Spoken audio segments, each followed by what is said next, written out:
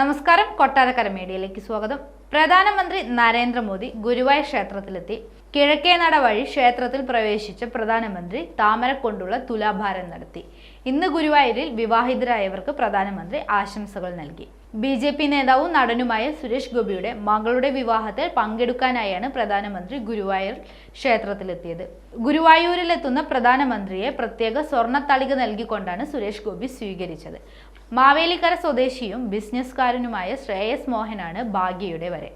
ജൂലൈയിലായിരുന്നു ഇരുവരുടെയും വിവാഹ നിശ്ചയം. ഗുരുവായൂരിലെത്തിയ ശേഷം തൃപ്രയാർ ക്ഷേത്രത്തിലും ദർശനം നടത്തും. 10 മണിക്ക് ഇവിടെ എത്തുന്ന പ്രധാനമന്ത്രി 11 മണിക്ക് കൊച്ചിയിലേക്ക് മടങ്ങും.